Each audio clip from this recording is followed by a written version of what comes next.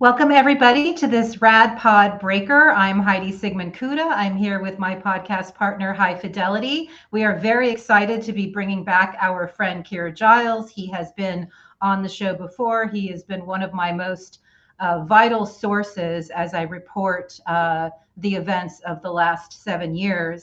Keir is a senior consulting fellow with the Russia and Eurasia program of the Royal Institute of International Affairs. That's Chatham House in London. He is also director of the Conflict Studies Research Center. What we know him as the author of Russia's War on Everybody, What It Means for You. Please refer to our previous episode on details about that. He also authored an incredibly vital NATO handbook on Russia's information warfare and how the West is targeted. That was back in 2016.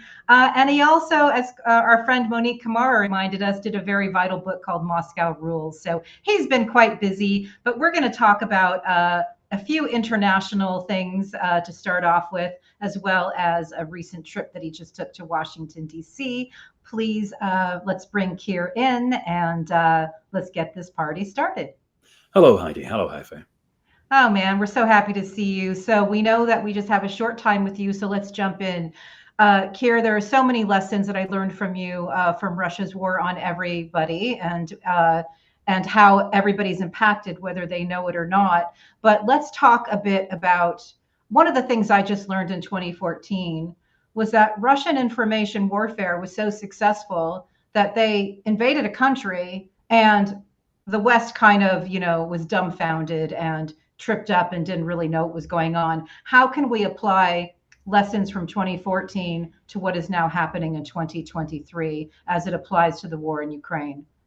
Well, you might hope that some of those lessons would actually have been learned. And yeah, there's a bit of room for optimism. Some of the things that happened in 2014 couldn't be repeated now, because in part, what Russia did in 2014 with the seizure of Crimea and this paralysis that was induced in Western countries observing it was due to the fact that it was so unbelievable for Western governments and also for the news media that were actually bringing the story from Crimea. Because people who were looking closely at what was happening were in absolutely no doubt as to what was going on, that these were Russian troops which were coming out on the streets, seizing the peninsula, taking over the parliament, etc. And yet, when that news got back to newsrooms in Western capitals, the instinct of editors was to put it together with the denials from Russia and assume that that meant that there was some kind of doubt, that when Russia says, those aren't our people, that must actually mean something.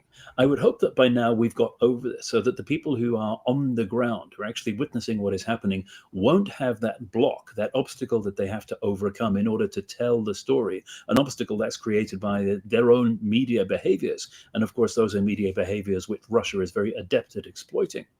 So there's been a greater polarization, really, since the start of the full-scale invasion of Ukraine in February 2022, because a lot of people that might have been ambivalent about what Russia does and ambivalent about how their own country stands up to Russia have now fallen away from that. They've realized the nature of the regime that is attacking us. And so they're no longer in any doubt about what needs to be done to withstand it. But then on the other hand, you've got the diehards, you've got the people who will support Russia no matter what. And they, of course, have become more entrenched because in order to maintain these fantasies that they have for excusing Russia's conduct, either they get left behind as Russia's own narratives about what it's doing moves on, like, for instance, abandoning the pretense that it's NATO enlargement which provokes Russia into invading places and actually admitting, finally, that this is a colonialist war of expansion to reconstitute the empire. Now, the Western apologists tend to be a few steps behind that, and they're still reaching for the old excuses that Russia used. Alternatively, they just go into greater and more complicated mental and logical contortions to try to explain what Russia is doing. But the net effect of both of that is the polarization, the extremes have Yes. become more extreme, and there's even less middle ground. That, I think, is one of the key ways in which we moved on since 2014. And the information environment as a whole has developed really beyond recognition over those 9 years.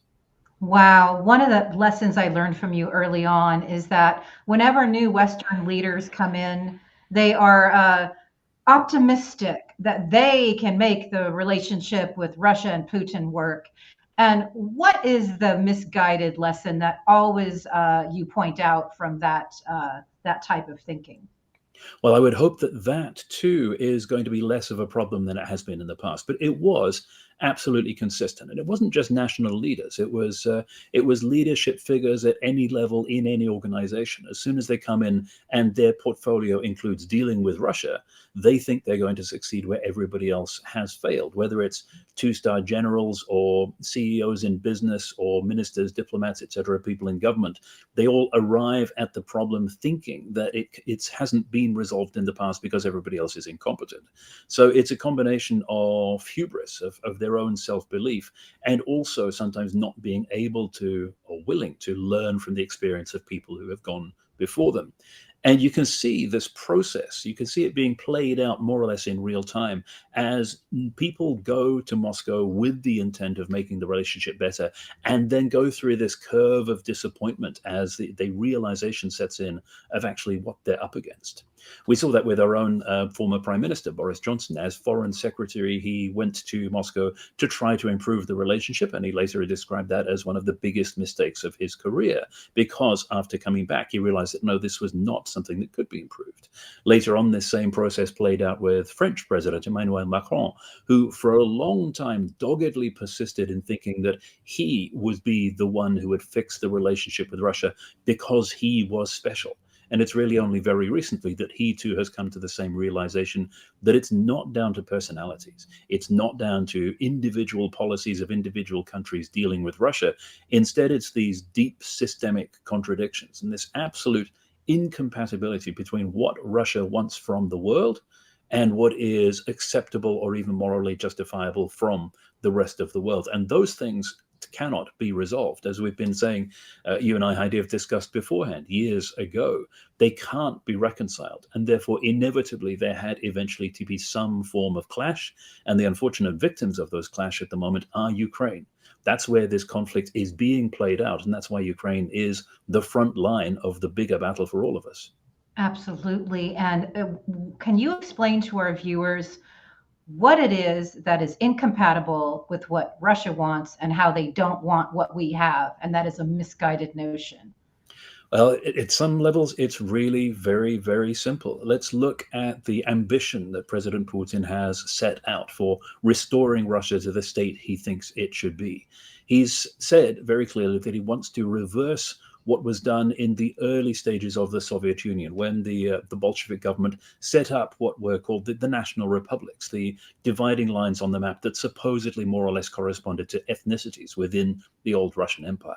Putin says that's a mistake, because Russia and Ukraine and Belarus and everybody else besides is one nation that should be united under Russian domination. Now, the problem is some of the countries that he's talking about are now members of the EU and NATO and have absolutely nothing to do with Russia, and certainly would not want to be reunited under Russian domination any more than Ukraine would. So there's that basic clash between what Putin has set out to do and what the rest of the world that thinks these are now sovereign, independent nations that can decide their own foreign and security policy and manage their own future independent of Russia thinks is acceptable. And for as long as we stick up for that principle that countries should be able to govern themselves and not be handed back to Moscow, we're inevitably going to be in conflict with leaders in the Kremlin who think that it is their birthright to reassert their empire over those countries. Wow. Hi-Fi, jump in. I've got a few more questions. So you understand, and I understand, that Russia has imperialistic desires. I mean, it's just period. And yet, when we look at the response, the United States government has been giving, when it comes to arming Ukraine against the threat of Russia. And we know that Russia has committed war crimes. We know that there is, mass murder, rape, theft of children, etc. Why is the American defense machine taking so long to deliver for Ukraine? That's a really complicated question. And we do see a lot of caricatures of what is happening playing out in the public space, because there's a basic paradox here. On the one hand, the United States is by volume by far the biggest donor of military equipment and assistance to Ukraine. It dwarfs the efforts of other countries and even of other groups of countries like the EU. But that's on the one hand. By any other measure, whether it is by proportion of overall defense budget or whether it's looking at the willingness to donate those advanced weapon systems, the United States is one of the most timid backers of Ukraine. So there's this conflict again between the sheer volume of stuff that is coming simply because US defense industry and US armed forces are enormous by comparison with anybody else's, and at the same time this constraint, this unwillingness to give anything which is going to upset Russia too much. And that's the cause of this tension that we see, this idea that comes around time and again, whichever weapon system it is that the United States is unwilling to donate at any given time, whether it is main battle tanks or whether it's ATACMS, whether it's F-16s, the most recent example, every single time we go through the same iteration where there's reliance by some people within the US system on saying, well, these things take an awfully long time to deliver because of training, of logistics, of delivery, of the actual practical technical nuts and bolts of getting them out of our system into the Ukrainian one. Of course, with all of that, they disregard the even longer delay that happens beforehand, which is the political delay, because there is this dogged resistance to actually giving Ukraine some of these systems. But all of that fuss tends to obscure the fact that meanwhile there's a lot of other equipment that is still pouring into Ukraine to enable them to fight the war on a daily basis. The basic problem is the decisions that are taken within the US system about whether or not it is going to be safe and reasonable and possible to actually give things to Ukraine, which Russia will be unhappy about. And there you have some parts of the system saying we absolutely cannot trigger a defeat of Russia. We actually cannot offend Russia too much because that will lead to nuclear escalation. And other parts of the system that are actually fairly relaxed about that and rely solely on these reasons that are to do with purely technical issues for why weapon systems cannot be delivered. But then you compare that to some of the other countries in this coalition, in this bloc of Western countries that are supporting Ukraine, and the attitude that they've taken, and the difference is absolutely stark. You've got countries in the frontline states that are donating entire sectors of military capability to Ukraine. They're not just giving a small percentage of any particular system they have. They're giving all the systems to Ukraine because in Ukraine, they're going to be used for what they were bought for in the first place, neutralizing Russian military power. And then, of course, you've got the other countries, like in particular, most recently over the last few iterations, the UK, which is not subscribing to this idea that it is leading to dangerous escalation if you give Ukraine what it needs. And the UK has taken the lead on main battle tanks, on long-range missiles, and most recently, of course, it was the driving force behind the coalition trying to get F-16s to Ukraine, which is ridiculous because the UK doesn't even have F-16s.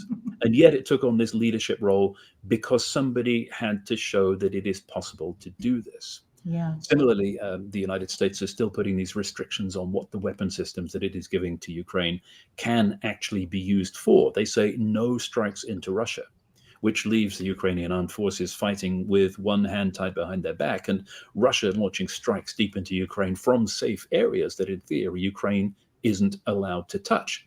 Meanwhile, the Brits say, here, have your Steel Shadow missiles, and yes, absolutely, you can strike at those targets that are within Russia proper, because otherwise it's ridiculous. So there are a lot of different layers and nuances to this. We shouldn't overlook with all of the criticism that the US gets that meanwhile there is this enormous flow still going in and still sustaining Ukraine as well. And just one more point on the way that this is actually presented in public, and particularly to the US public. There seems to be an oversight on the part of the people who are trying to explain what is happening and justify the aid that is going to Ukraine. You hear headline figures, so many billions, etc., being provided in aid to Ukraine in order to fight the war, but nobody ever really explains what those numbers really mean, which lends itself, of course, to the propagandists saying that this is money which is being taken away from the American taxpayer and poured into President Zelensky's pocket. It would be so easy to explain that actually this is a very different process. It is either weapon systems which have already been bought and paid for a long time ago, sunk costs, weapon systems that are now being, again, used for precisely the purpose they were bought for in the first place, or it's funds that is going to US defense industry in order to replace them. In other words, the money effectively stays in the US. That is a presentational issue which seems to be massively overlooked by those people who are trying to explain not only why we need to support Ukraine, but how, and how this is not actually an enormous con trick that's being pulled on the American public. Thank you so much for that thoughtful response. I have a question, Hi-Fi. Hold that thought. I am also a devotee of the writings and teachings of Timothy Snyder, who wrote on tyranny and has a wonderful series at Yale on the making of modern Ukraine. And he said that 100 years from now, and God willing, and the creek don't rise or the sun still shines, will be here, that the history books in this moment will be writing about this war. And that this war, win or lose it, is really up to the US. And that was a moment for me. And I, in my own personal life, listened to people all across the different political spectrums who still don't seem to get what you said earlier in this interview, that this is a existential crisis and moment and threat for all Western democracies. And that is what is occurring in the kinetic war in Ukraine. Yes, I couldn't agree more. But also, more than that, why will this go down as a turning point in history, and one that's as significant as, for example, the end of the USSR in 1991? It's because it's not only for the future shape of Europe, it actually is determinant for the future shape of Russia itself. Because, as we've discussed previously in the past, up until now, Russia has had no reason to stop and think that there is any preferable path to trying to reassert itself as an empire and to carry out these military adventures, trying to conquer its neighbors. Because fairly consistently, since particularly the end of the USSR, it's been successful in doing that. It's been successful in trying to reassert itself in its neighborhood. And it's found time and again that military adventurism actually brings benefits which are far in excess of the costs. So in Moldova, in Georgia, in Crimea in 2014, it works. Now, what Russia hasn't had is the kind of decisive strategic setback that would challenge that thinking, that would make people in Moscow and across the rest of Russian society think, well, actually, maybe that was a bit of a mistake. Because whenever you look at the trajectory of any post-imperial power, and it doesn't matter which you choose, it is actually consistent across the board, whether it's Britain, France, Portugal, etc. They all have this defining moment at which the boundaries of their power are set, and there is a strategic shock, a strategic setback, where there's a sudden realization, not just within the centers of power, but across society, that they cannot exert power in the way they could previously. Now, for the UK, that was the Suez Crisis in 1956, where they couldn't proceed without US backing effectively. For France, it was Algeria in 1962, Portugal 1974. There's always been this moment which starts a process of national reappraisal and starts this very long process of finding a new role in the world. Russia hasn't had that. And one of the things that Ukraine might be able to do for us all, and also for Russia itself as well, is provide that moment. Wow, high five. So one of the things I wanted to discuss with you, the information warfare that is occurring, and it's very obvious to everyone, at least it should be by now. But when you went to Washington, D.C., and previously when I met you in D.C., I asked some questions of that room of people that were met with laughter, but I felt that they were serious questions. And now you've just been back recently. Has the mindset changed in DC yet? Or is it still, where is it? It depends who you talk to, as always. I think overall the recognition that there is an information threat is now more prevalent, in part because it is so undeniable, because it is so direct, and of course in some cases it's almost overt in the way it's being delivered. So in this, as in so many other things, people like me, professional explainers of Russia, don't need to do so much of the groundwork to convince people that there is a problem in the first place, because the problem is in their faces already. And so that makes things a great deal easier for us. Now, there are still nuances, and of course, there are still blocks and obstacles, and there is this enormous embedded faction which is absolutely resistant to the idea that they are in effect useful idiots, that the information that they are receiving is tainted because it is being directed to them by a foreign power through intermediaries that are assisting and facilitating that foreign power in their own country. That is a monolithic block which is extremely hard to break into because of problems like, for example, the polarization of society, the filter bubbles on the internet, the things that we've talked about before in our previous conversations. However, just as I was saying at the very beginning, the polarization is greater, and in a way, that's beneficial. With all of the drawbacks it brings, it's also beneficial because it isolates those people who are out on a limb and who are receiving their information from a hostile power with the intent of subverting society. It's far more obvious now than it would have been previously when that has happened, and where somebody is coming from when they repeat this stuff to you. Wow. We only have one last minute with you, and thank you for that, Hi-Fi. You have taught me not to ask binary questions when it comes to the why of Russia. Can you please just give me a great summary line that I can take back to, our various communities on that, so people can stop being so shocked at the bad behavior that continues? The great question of why is Russia? I think it's something we talked about in our last conversation that is one of the keys to understanding what we're up against. People think of Russia as a threat from our time, a threat from possibly outside our area geographically, but nonetheless existing in the same century as us.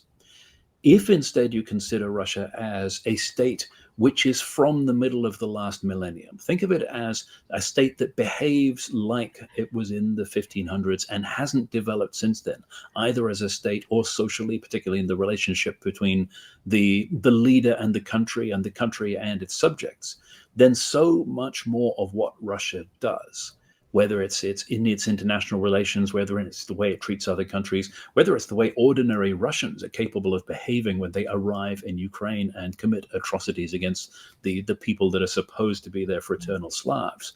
It all makes so much more sense if you think of it as a society which simply has not evolved in the same way as others over the last few hundred years. Wow, thank you so incredibly much for that.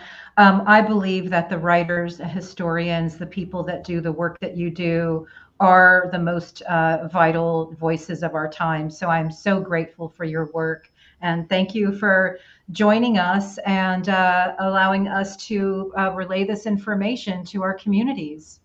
Oh, thank you, Heidi. And thank you also for all the work that you do trying to spread the word, because none of us can do it alone. Thank you so much. Thank you, Keir.